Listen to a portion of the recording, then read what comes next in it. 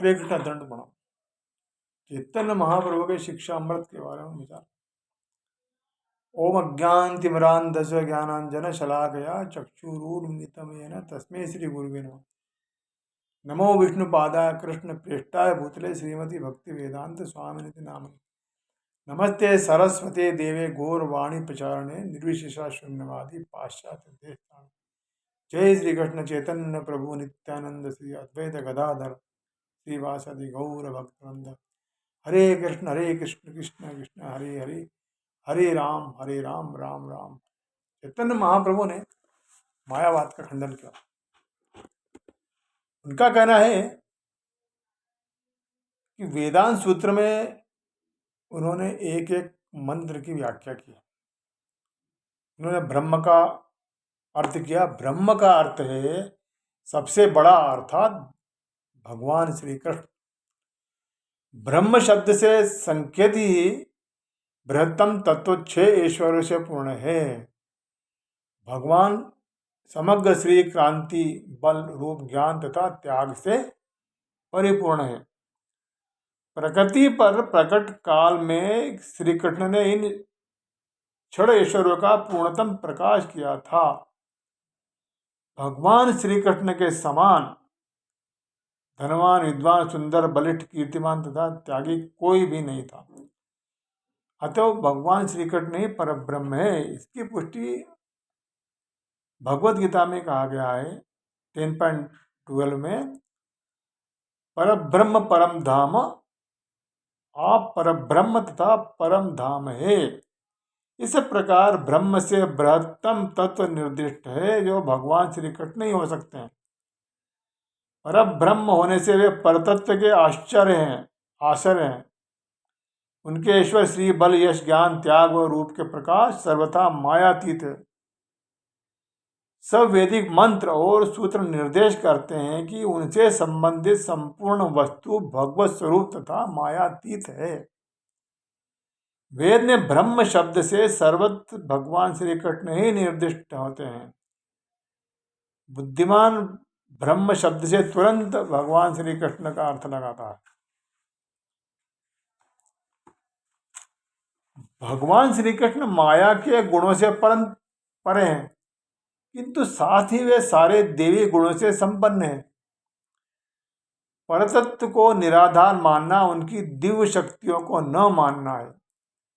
जो निर्विशेष ब्रह्म शक्ति को तो मानता है पर भगवान को नहीं मानता, वो परम सत्य को पूर्ण रूप से स्वीकार नहीं करता।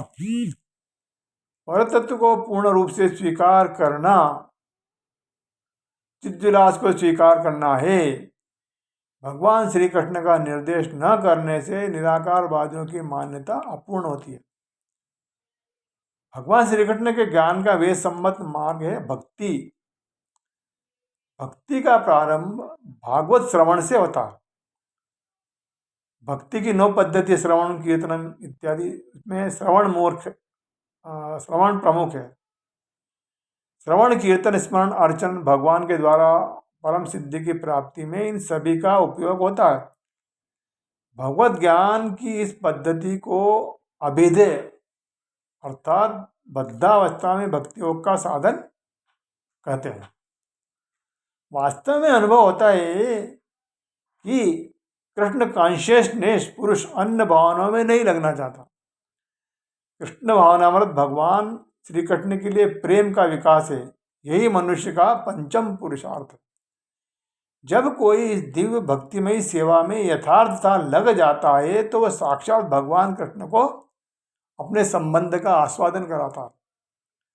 श्री कृष्ण से दिव्य रस भाव विनिमय होने पर श्री कृष्ण क्रमशः उसके निजी संगी बन जाते। तब भक्त शाश्वत आनंदमय जीवन का उपभोग कर सकता है। इस कारण वास्तव में वेदांत सूत्र का उद्देश्य है परम ईश्वर भगवान कृष्ण से जीव के परम लक्ष्य कृष्ण प्रेम की प्राप्ति करना। वही वेदांत सूत्र का यथार्थ उद्देश्य है।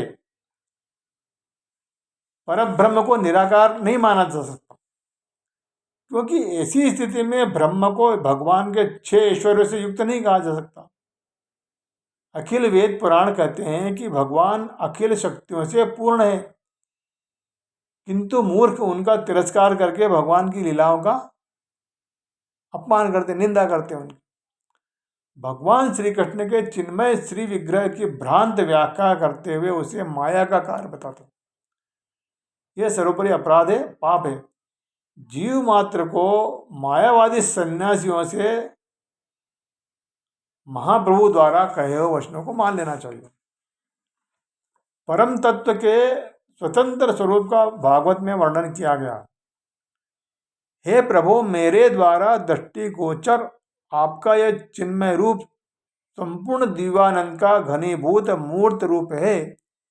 यह नित्य गुणातीत है। यह परम तत्व का सर्वमहान प्रकाश तथा पूर्ण ज्योतिर्मय है। सर्वात्मन, आप इस सृष्टि के और प्राकृत तत्वों के दृष्टा है। हे कृष्ण, मैं आपके उस चिदानंदमय श्री विग्रह की शरण हूँ। हे जगन मंगल, आपने अपने आदि कृष्ण रूप से अवतार ग्रहण किया जिससे हम आपकी पूजा कर सकें। ध्यान अथवा प्रत्यक्ष पूजा से आप हमारे दृष्टिगोचर होते हैं। आपके मायाती श्री विग्रह को आदर भाव से न देखने के कारण मूर्ख नरकगामी होते हैं।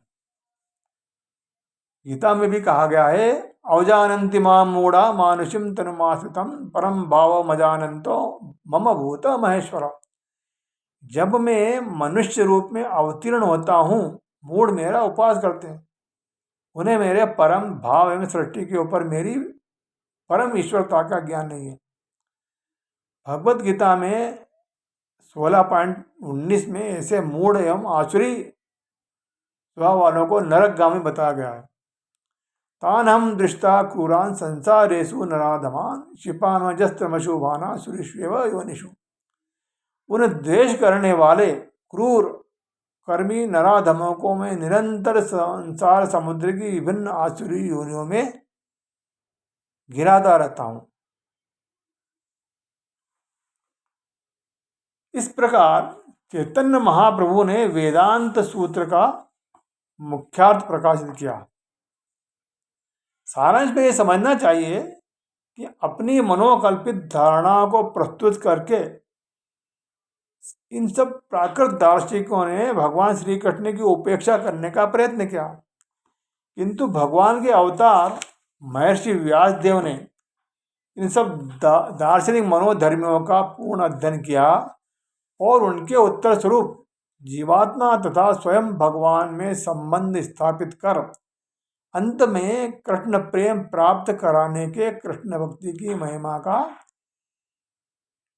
की स्थापना करने के लिए वेदांत सूत्र का प्रणयन किया।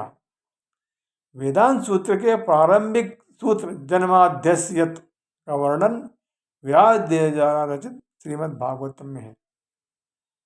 भागवतम में व्यास देव ने प्रारंभ में यह स्थापित किया, सबका परम कारण सर्व सच्चिदानंदमय दिव्य पुरुष है। भगवान चैतन्य महाप्रभु की शिक्षा पीयूष तुल्य तथा सर्वविधि पूर्ण है। इस पथ को ग्रहण करके आगे बढ़ना ही सर्वोत्तम।